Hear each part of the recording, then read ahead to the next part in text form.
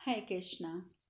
यशोहीन दैत्य पूर्णतः विनष्ट हो गए, किंतु धर्मशील देवताओं ने पवित्र समुद्रों, सरिताओं, सरोवरों और पुण्यप्रद आश्रमों की यात्रा की। पांडुनंदन वहां तपस्या, यज्ञ और दान आदि करके महात्माओं के आशीर्वाद से सब पापों से मुक्त हो कल्याण के भागी हुए। इस प्रकार उत्तम नियम ग्रहण करके किसी से भी कोई प्रतिग्रह न लेकर देवताओं ने तीर्थों में विचरण किया। इससे उन्हें उत्तम ऐश्वर्य की प्राप्ति हुई। नृपश्रेष्ठ, जहाँ राजा धर्म के अनुसार बर्ताव करते हैं, वहाँ वे सब शत्रुओं को नष्ट कर देते हैं और उनका राज्य भी बढ़ता है। राजेंद्र, इसलिए तुम भी भाइयों सहित तीर्थों में स्नान करके खोई हुई राजलक्ष्मी को प्राप्त कर लोगे। यही सनातन मार्ग है। जैसे राजा नृग, उशीर पुत्र शिबी, भगीरथ, वसुमना, गय, पुरु तथा पुरुरवा आदि नरेशों ने सदा तपस्या पूर्वक तीर्थ यात्रा करके वहां के जल के स्पर्श और महात्माओं के दर्शन से पावन यश और प्रचुर धन प्राप्त किए थे, उसी प्रकार तुम भी तीर्थ यात्रा के पुण्य से विपुल संपत्ति प्राप्त कर लोगे। जैसे पुत्र, सेवक और बंधु बांधवों सहित राजा इक्ष्वाकु, मुचुकुंद, मांधाता और महाराज मुरुत ने पुण्य कीर्ति प्राप्त की थी, जैसे देवताओं और देवर्षियों ने तपोबल से यश और ऐश्वर्य प्राप्त किया था, उसी प्रकार तुम भी पूर्ण रूप से यश और धन की प्राप्ति कर लोगे। धृतराष्ट्र के पुत्र पाप और मोह के वशीभूत हैं, अतः वे दैत्यों की भांति शीघ्र ही नष्ट हो जाएंगे, इसमें कोई संशय नहीं है। इस प्रकार तीर्थ यात्रा पर्व में लोमर्ष तीर्थ यात्रा विषयक 94वां अध्याय पूर्ण हुआ। वैशंपायन जी आगे कहते हैं, राजन, इस प्रकार वे वीर पांडव विभिन्न स्थानों में निवास करते हुए क्रमशः नैमिषारण्य तीर्थ में आए। भरत नंदन नरेश्वर तदंतर गोमती के पुण्य तीर्थों में स्नान करके पांडवों ने वहां गौदान और धनदान किया। भरत भूपाल वहां देवताओं, पितरों और ब्राह्मणों को बार बार तृप्त करके कन्या तीर्थ, अश्वतीर्थ और गोतीर्थ, कालकोटि और वृषप्रस्थगिरी में निवास करते हुए उन सब पांडवों ने बहुत सी नदियों में स्नान किया। पृथ्वीपति तदंतर उन्होंने देवताओं की भूमि प्रयाग में पहुंचकर वहां गंगा जमुना के संगम में स्नान किया। सत्य प्रतिज्ञ पांडव जहां स्नान करके कुछ दिनों तक उत्तम तपस्या में लगे रहे। उन पाप रहित महात्माओं ने त्रिवेणी जटा पर तट पर ब्राह्मणों को धन दान किया।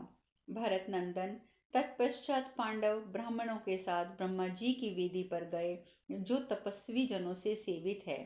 वहां उन्होंने वीरों ने उत्तम तपस्या करते हुए निवास किया। वे सदा कंदमूल, फल आदि लिए वन हविष्य द्वारा ब्राह्मणों को तृप्त करते रहते थे।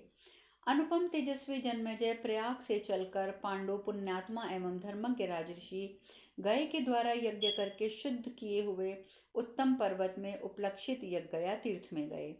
वहां गयशिर नामक पर्वत और बेद की पंक्तियों से घिरी हुई रमणीय महानदी है, जो अपने दोनों तटों से विशेष शोभा पाती है। वहां महर्षियों से सेवित पावन शिखरों वाले दिव्य एवं पवित्र दूसरा कोई भी पर्वत हो अत्यंत पुण्यदायक तीर्थ है। वहीं उत्तम ब्रह्म सरोवर है, जहां भगवान अगस्त्य मुनि व्यवस्थित यम से मिलने के लिए पधारे थे, क्योंकि सनातन धर्मराज वहां निवास करते हैं। राजन, वहां संपूर्ण नदियों का प्राकट्य हुआ है। पिनाक पाणी भगवान महादेव उस तीर्थ में निवास करते हैं। वहां वीर पांडवों ने उन दिनों चातुर्मास्य व्रत ग्रहण करके महान ऋषि यज्ञ अर्थात वैदिक सप्त शास्त्रों से स्वाध्याय द्वारा भगवान की आराधना की। वहीं महान अक्षय वट भी है। देवताओं की यज्ञ भूमि अक्षय है और वहां किए हुए सत्कर्म का फल भी अक्षय है। अविचल चित्त वाले पांडवों ने इस तीर्थ में कई उपवास किए। उस समय वहां सैकड़ों तपस्वी ब्राह्मण पधारे। उन्होंने शास्त्रोक्त विधि पूर्वक चतुर्मास का यज्ञ भी किया। उनमें शमठ नाम का एक विद्वान ब्राह्मण भी थे, जो विद्याध्ययन का व्रत समाप्त करके स्नातक हो चुके थे।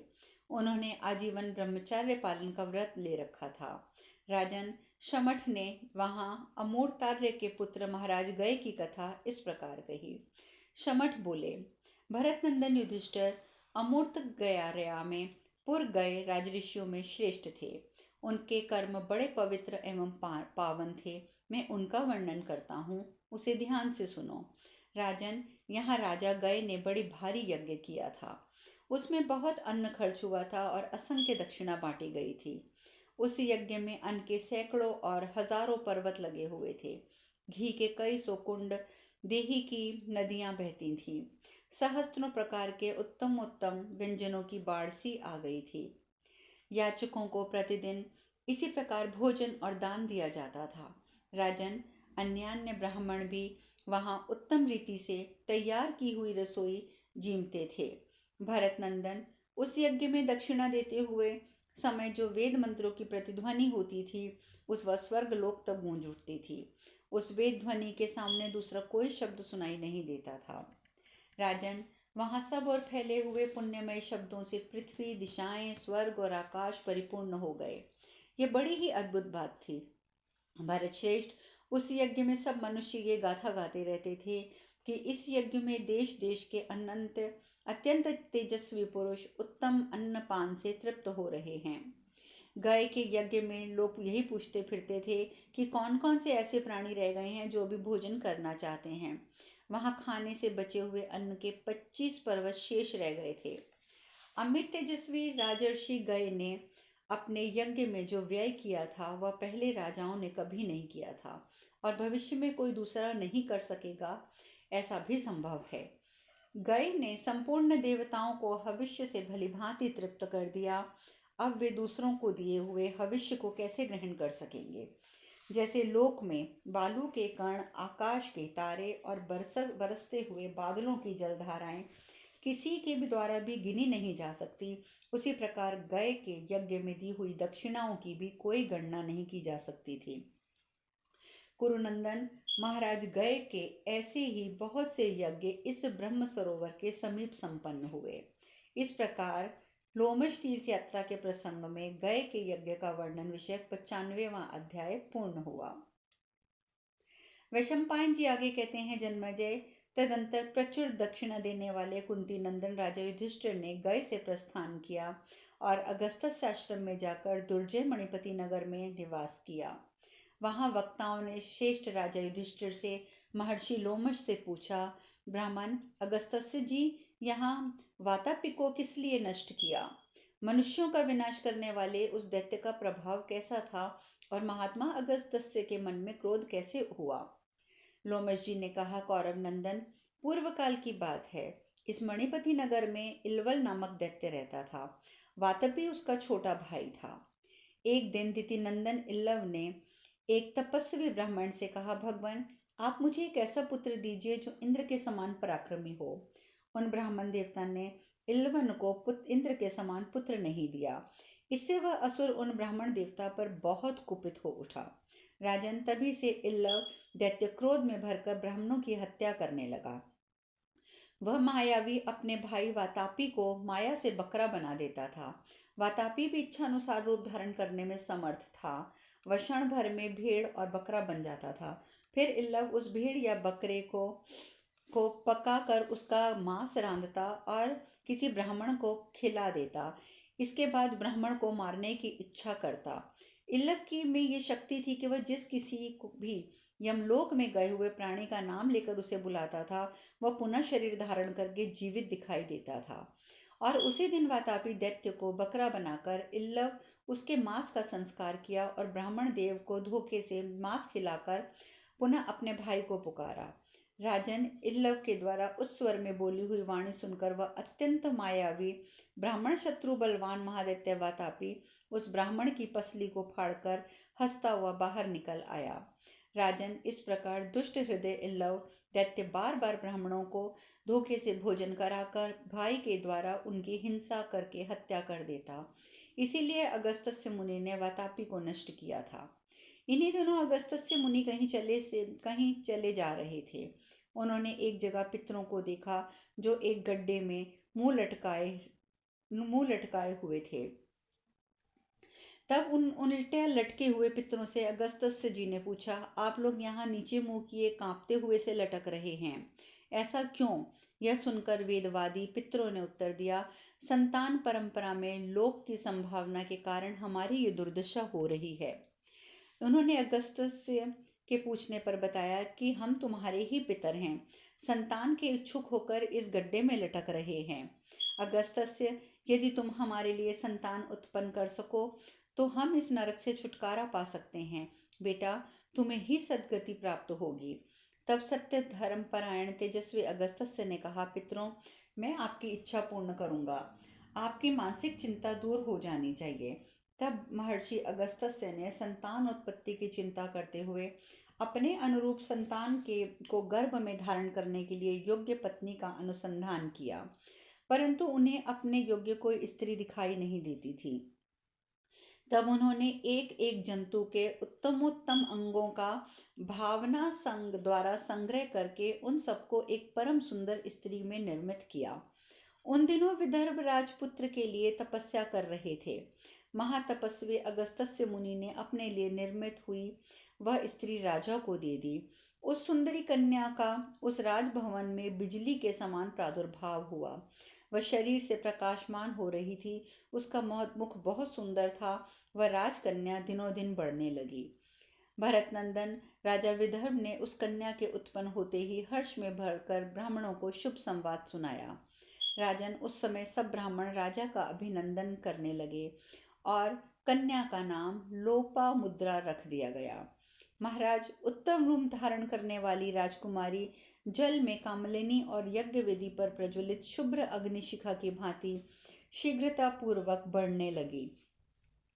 राजेंद्र, जब उस युवावस्था में उसने पदार्पण किया, उस समय वह कल्याणी कन्या को वस्त्राभूषणों से विभूषित 100 सुंदरी कन्याएं और 100 दासियां उसके आज्ञा के अधीन होकर घेरे रहती और उसकी सेवा किया करती थी। 100 दासी और 100 कन्याओं के बीच में तेजस्विनी कन्या आकाश में सूर्य की प्रभा और नक्षत्रों में रोहिणी के समान सुशोभित होती थी। यद्यपि वह युवती शील एवं सदाचार से संपन्न थी, तो महात्मा अगस्त्य के भय से किसी राजकुमार ने उसका वर्ण नहीं किया। वह सत्यवती राजकुमारी रूप में अप्सराओं से भी बढ़कर थी। उसने अपने शील स्वभाव से पिता तथा स्वजनों को संतुष्ट कर दिया था। पिता विदर्भ राजकुमारी को युवावस्था में प्रविष्ट हुए देख मन ही मन ये विचार करने लगे कि इस कन्या का विवाह किससे करूं। इस प्रकार तीर्थ यात्रा पर्व में लोमश तीर्थ यात्रा के प्रसंग में अगस्त्य उपाख्यान 96वां अध्याय पूर्ण हुआ।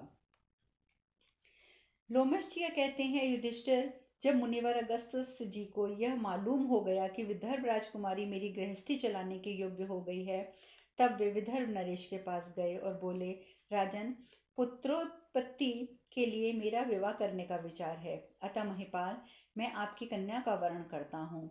आप लोपामुद्रा को मुझे दे दीजिए। मुनिवर अगस्त्य के ऐसा कहने पर विदर्भ राज के होश उड़ गए। वे ना तो अस्वीकार कर सके, ना ही उन्होंने अपनी कन्या को देने की इच्छा की। तब विदर्भ नरेश अपनी पत्नी के पास जाकर बोले, प्रिय, ये महर्षि अगस्त्य बड़े प्रभावशाली और शक्तिशाली हैं। यदि कुपित हों तो हमें शाप की अग्नि से भस्म कर सकते हैं। रानी सहित महाराज को इस प्रकार दुख में देख लोपामुद्रा उनके पास गई और समय के अनुसार इस प्रकार बोली, राजन, आपको मेरे लिए दुख नहीं मनाना चाहिए। पिताजी, आप मुझे अगस्त्य की सेवा में दे दें, मेरे द्वारा अपनी रक्षा करें। युधिष्ठिर, पुत्री की इस बात को सुनकर राजा ने महात्मा अगस्त्य मुनि को विधि पूर्वक अपनी कन्या लोपामुद्रा ब्याह दी। लोपामुद्रा को पत्नी के रूप में पाकर महर्षि अगस्त्य ने उनसे कहा, ये तुम्हारे वस्त्र और आभूषण बहुत ही बहुमूल्य हैं, इन्हें उतार दो। तब कदली के समान विशाल नेत्रों वाली लोपामुद्रा ने अपने बहुमूल्य और दर्शनीय वस्त्र उतार दिए और पुराने वस्त्र तथा वल्कल और मृग चर्म धारण कर लिए। वह विशाल नयनी बाला पति के समान ही व्रत और आचार का पालन करने वाली हो गई। तदंतर मुनिश्रेष्ठ भगवान अगस्त्य अपनी अनुकूल पत्नी के साथ गंगा द्वार अर्थात हरिद्वार में आकर घोर तपस्या में संलग्न हो गए। लोपामुद्रा बड़ी ही प्रसन्नता और विशेष आदर के साथ पतिदेव की सेवा करने लगी। शक्तिशाली महर्षि अगस्त्य जी भी अपनी पत्नी पर बड़ा प्रेम रखते थे। राजन, जब इस प्रकार बहुत समय व्यतीत हो गया, तब एक दिन भगवान अगस्त्य मुनि ने ऋतु स्नान से निवृत्त हुई पत्नी लोपामुद्रा को देखा। वह तपस्या के तेज से प्रकाशित हो रही थी। महर्षि ने अपनी पत्नी की सेवा, पवित्रता, इंद्रिय संयम, शोभा और रूप सौंदर्य से प्रसन्न होकर उसे अपने पास बुलाया। तब अनुरागिणी लोपामुद्रा हाथ जोड़कर बड़े प्रेम से अगस्त्य मुनि से बोली, महर्षि, इसमें संदेह नहीं है कि पति देव ने अपनी इस पत्नी को संतान के लिए ग्रहण किया है, परंतु आपके प्रति मेरे हृदय में जो प्रीति है वह भी आपको सफल करनी चाहिए। ब्राह्मण, मैं अपने पिता के घर अब उनके महल में जैसी शैया पर सोया करती थी, वैसी ही शैया पर आप मेरे साथ समागम करें। मैं चाहती हूँ कि आप सुंदर हार आभूषणों से विभूषित हो और मैं भी दिव्य अलंकारों से अलंकृत हो इच्छा पूर्वक आपके साथ समागम सुख करके सुख का अनुभव करूं। अन्यथा मैं ये जीर्ण शरीर काश्य वस्त्र पहनकर आपके साथ समागम नहीं करूंगी। ब्रह्म ऋषि, तपस्विनी जनों का ये पवित्र आभूषण किसी प्रकार संभोग आदि के द्वारा अपवित्र नहीं होना चाहिए। अगस्त्य मुनि ने सुना तो कहा, कल्याणी लोपामुद्रे, तुम्हारे पिता के घर में जैसा धन वैभव है वे ना तो तुम्हारे पास है न मेरे पास है, फिर ऐसा कैसे हो सकता है। लोपामुद्रा बोली, तपोधन, इस जीव जगत में जो कुछ भी धन है वह सब क्षण में आप अपनी तपस्या के प्रभाव से जुटा लेने में समर्थ हैं। यह सुनकर अगस्त्य मुनि ने कहा, प्रिय, तुम्हारा कथन ठीक है, परंतु ऐसे करने से तपस्या का क्षय होगा। मुझे कोई ऐसा उपाय बताओ जिससे मेरी तपस्या क्षीण ना हो। यह सुनकर लोपामुद्रा बोली, तपोधन, मेरे ऋतुकाल का समय थोड़ा ही शेष रह गया है। मैं जैसा बता चुकी हूँ उसके सिवा किसी और तरह से आपसे समागम नहीं करना चाहती। साथ ही मेरी इच्छा नहीं है कि किसी प्रकार आपके धर्म का लोप हो। इस प्रकार अपने तप और धर्म की रक्षा करते हुए जिस तरह संभव हो उस तरह आप मेरी इच्छा पूर्ण करें। अगस्त्य मुनि ने कहा, सुभगे, यदि तुमने अपनी बुद्धि से यही मनोरथ पाने का निश्चय कर लिया है तो मैं धन लेने के लिए जाता हूँ। तुम यहीं रहकर इच्छा अनुसार धर्माचरण करो। इस प्रकार महाभारत पर्व में तीर्थ यात्रा पर्व में